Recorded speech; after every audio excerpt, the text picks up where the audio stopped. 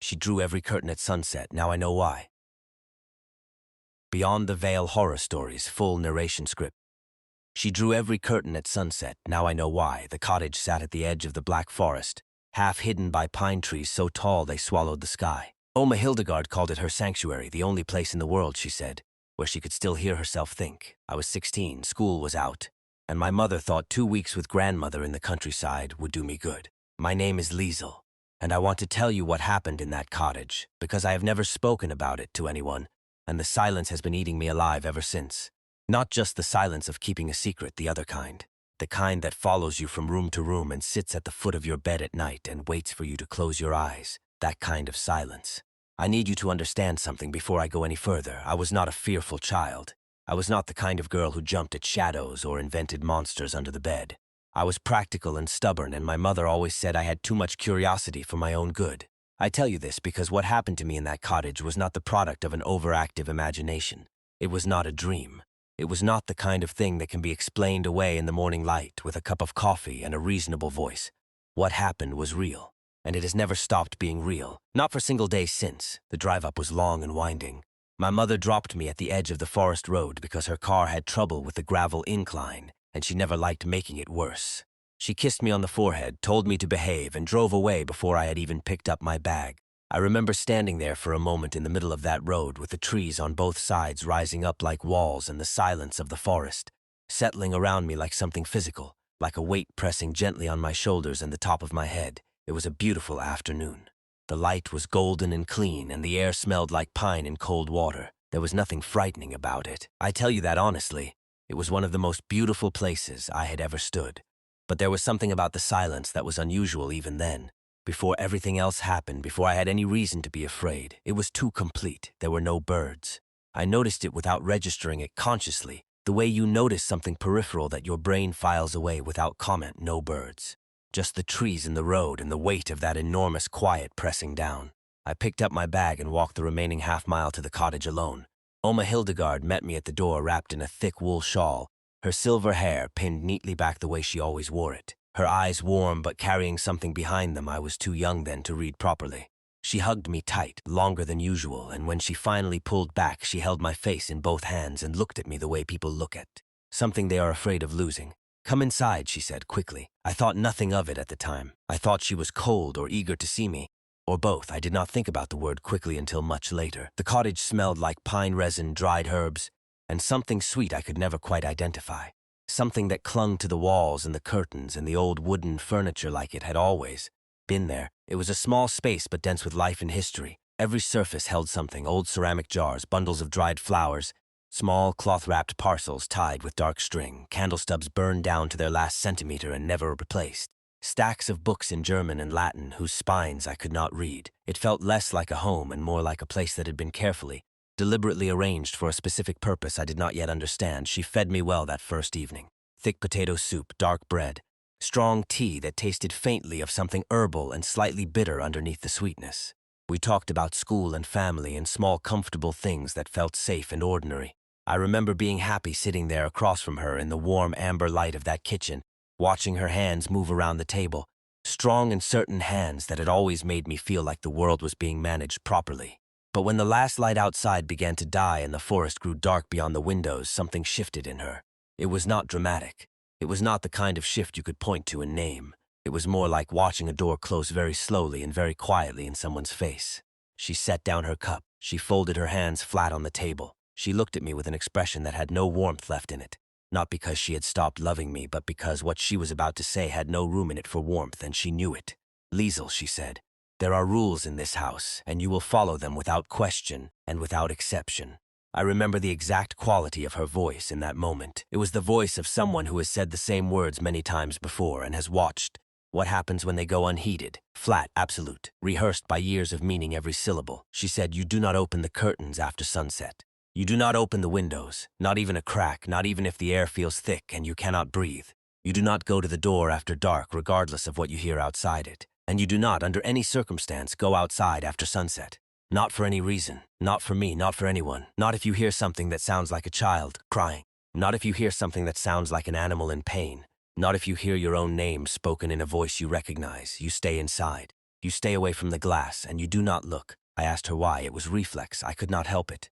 She looked at the curtained window for a long time before she answered, long enough that I began to think she had decided not to. Then she said, "This forest has been here longer than the village, longer than the church, longer than any name we have given this land. The things that live in it are patient.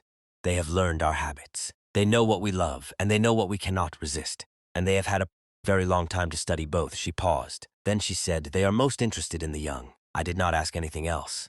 The way she said those last words closed every question I had left. I did not sleep well that first night. I lay in the narrow guest bed with the blanket pulled to my chin, and I stared at the ceiling and I listened. The forest outside was not silent at night the way it had been silent that afternoon. At night it was full of sound, but the sounds were wrong. There was a rustling that came and went in a rhythm that did not match any wind I had ever heard. Too regular, too measured, like something very large breathing slowly at the tree line. There were sounds beneath that, lower, more diffuse, something that rose and fell like voices heard through a wall, too indistinct to make out words but too structured to be random. And then, somewhere around 2 in the morning, very close to my window, I heard a woman humming, soft and tuneless and patient and completely, terribly calm. The kind of humming you do when you are waiting. When you have waited a long time and you have learned that waiting is simply what you do and you have made your peace with it. I pulled the blanket over my head and pressed my face into the pillow, and I did not move until the gray light of morning crept under the curtain edge and the humming stopped. The days were lovely. I want to be honest about that because it matters. The days were genuinely, completely lovely, and that contrast is part of what made everything so hard to hold in my mind at once. Oma Hildegard in the daylight was funny and sharp and full of stories. We baked together in the mornings. Apple cake and dark rye bread and thin, crisp biscuits that she rolled out on the flowered kitchen table with the focused pleasure of someone doing something they have always loved.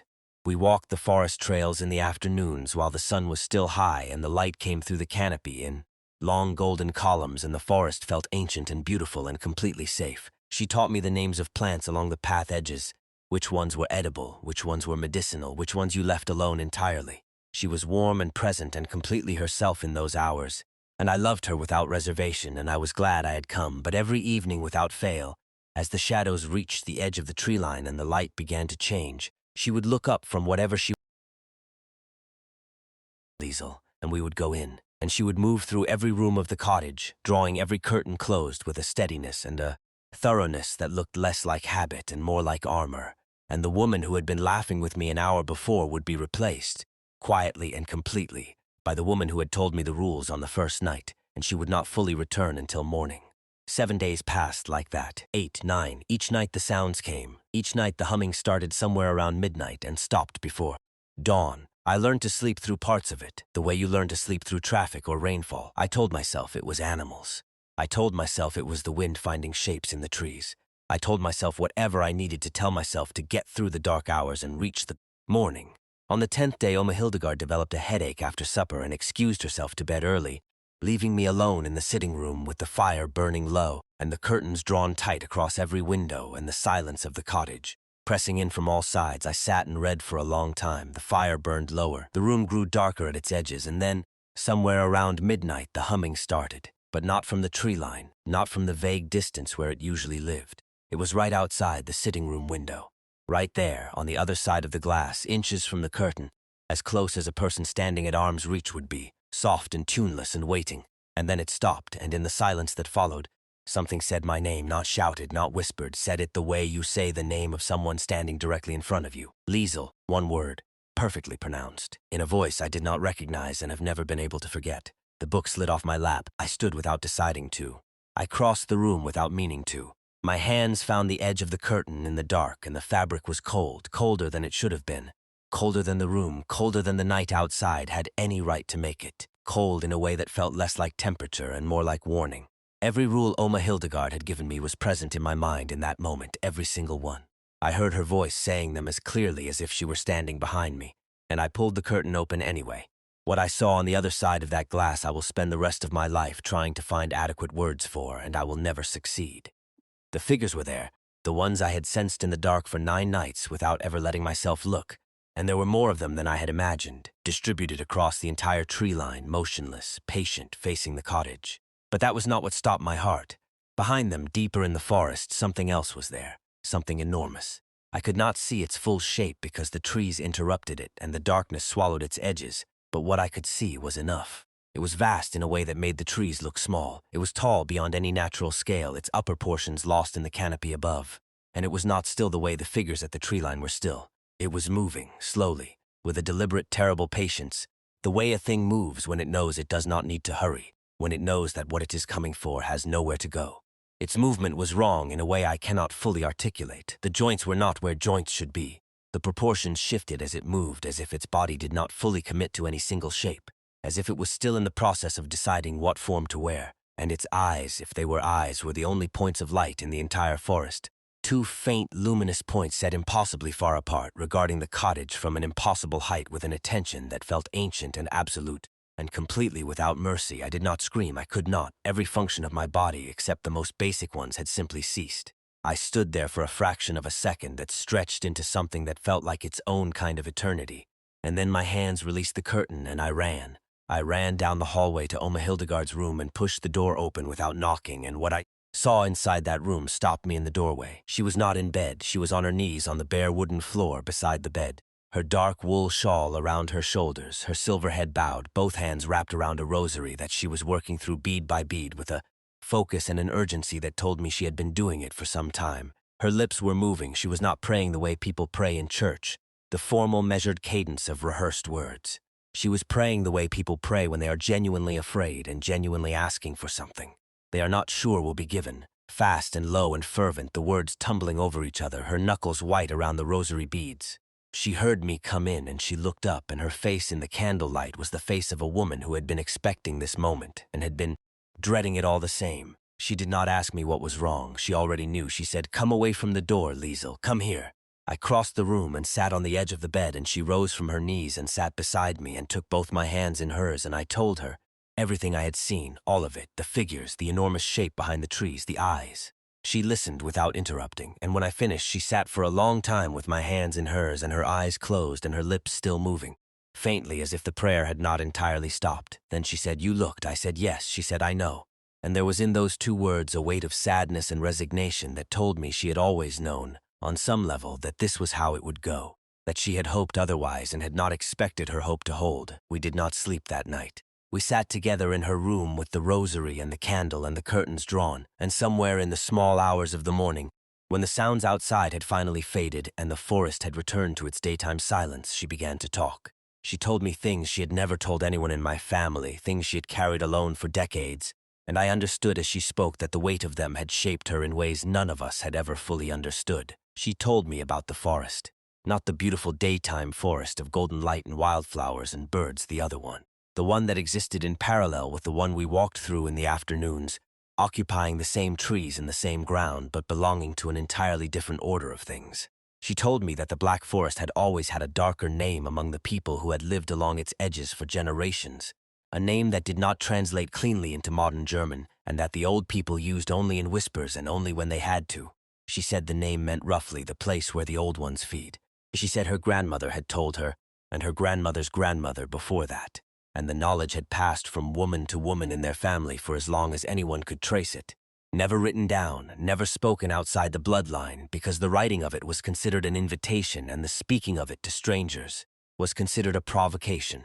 And then in the gray light of that early morning, with her hands still wrapped around her rosary and her voice low and steady and without any performance in it whatsoever, Oma Hildegard told me about the witch. She did not use that word herself. She used an older word, a low German word I had never heard before, that she translated for me reluctantly as something closer to the harvester.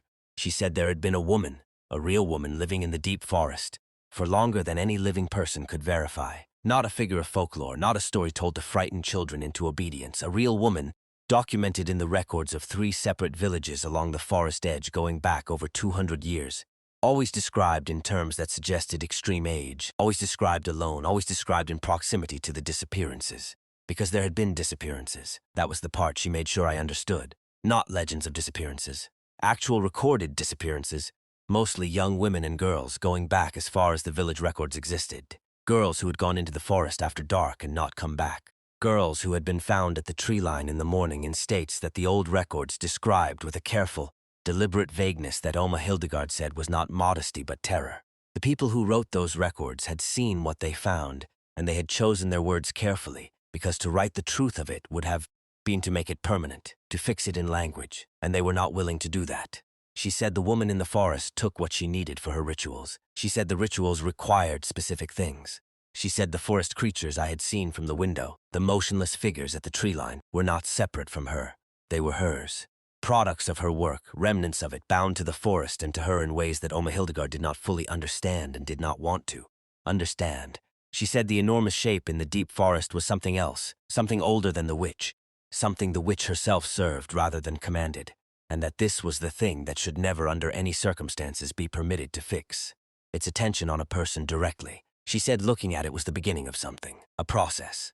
She would not say what the process was or where it ended. She only said that the curtains had always been closed for a reason, and that the reason was older and more serious than I had imagined. Then she looked at me with those tired, ancient eyes, and she said, "And now it has seen your face, Liesel. And that is a different situation from the one we were in yesterday." I asked her what we should do. She said, "We pray, and we are careful, and we do not give it anything else to hold on to." I asked her if we should leave. She was quiet for a moment. Then she said, "It does not matter where you go, but staying here in this house with what I know and what I have built here over 40 years is safer than any road at night," so we stayed. That second day was nothing like the ones before it. The warmth was gone from it.